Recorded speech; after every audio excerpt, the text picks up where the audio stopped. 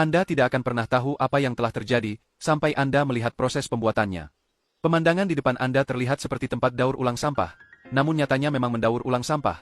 Namun pecahan kacanya akan didaur ulang dan diolah kembali di sini, mengubah sampah menjadi harta karun.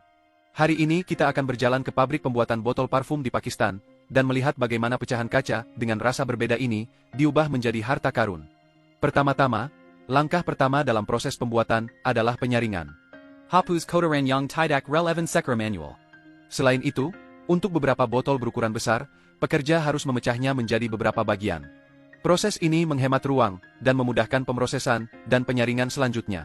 Selanjutnya, pecahan kaca perlu direndam, dan dibersihkan, secara mendalam beberapa debu dan kotoran. Setelah dua proses ini, kaca hampir dibersihkan. Ditumpuk di sini dan air di dalamnya dikuras begitu saja.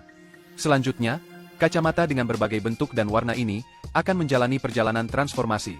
Dibandingkan dengan tingkat produksi pabrik industri besar, pabrik di Pakistan ini, jelas tak ada bandingannya. Terlepas dari bahan atau teknik produksinya, mereka sebenarnya sangat mirip dengan yang kami miliki di tahun-tahun sebelumnya. Jika saya ingat dengan benar, sebuah botol masih bisa dijual seharga 10 atau 20 sen pada saat itu, tetapi sekarang mungkin tidak disukai untuk memberikannya secara gratis. Adegan sibuk di depan kami, adalah adegan pembuatan botol kaca di sekitar tungku. Di seberang tungku, para pekerja menuangkan pecahan kaca ke dalam feeding port, memecahkan kaca dengan batang besi, dan mendorongnya ke dalam tungku untuk pemanasan dan peleburan. Teman-teman yang jago pendidikan jasmani pasti tahu, bahwa titik leleh kaca adalah 1600 derajat, yang hampir sama dengan kaca padat kalian meleleh, dan menjadi panas saat disentuh. Sambil makan dan mulutnya terbakar, pekerja itu memasukkan batang besi ke dalam tungku, seperti mencelupkannya ke dalam gula, dan mengeluarkan bongkahan kecil. Pekerja yang mengambil bahan tidak terlalu terampil, tapi banyak yang tepat. Pekerja pendinginan dan pembentukan sama-sama cepat dan efisien. Hanya membutuhkan waktu kurang dari 10 detik untuk menyelesaikan satu botol dari awal hingga selesai, sehingga efisiensinya masih relatif tinggi. Botol cetakan tiup seluruhnya berwarna merah dan tampak cantik, tetapi sebenarnya panas saat disentuh. Biarkan di sini hingga dingin selama sekitar 10 detik. Jika Anda melihat warnanya jelas berkurang, Anda dapat melanjutkan ke langkah pemrosesan berikutnya. Memasukkannya kembali ke dalam tungku untuk pemanasan sebenarnya merupakan proses anil.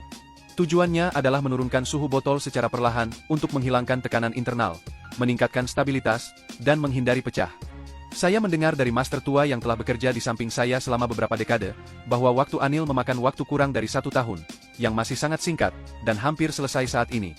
Kali ini, para pekerja mengeluarkan botol dari kompor, warnanya jernih dan cerah seperti baru. Jika Anda belum melihat keseluruhan proses produksinya, Anda mungkin tidak akan membayangkannya. Botol-botol ini sebenarnya terbuat dari limbah kaca dengan berbagai bentuk. Setelah diisi parfum dan diberi label dengan berbagai label, nilai limbah gelas yang hanya bernilai 3 hingga 200 gram per kilogram ini kemungkinan akan naik beberapa kali lipat. Dan transformasi ini tentunya tidak lepas dari kerja keras banyak pekerja.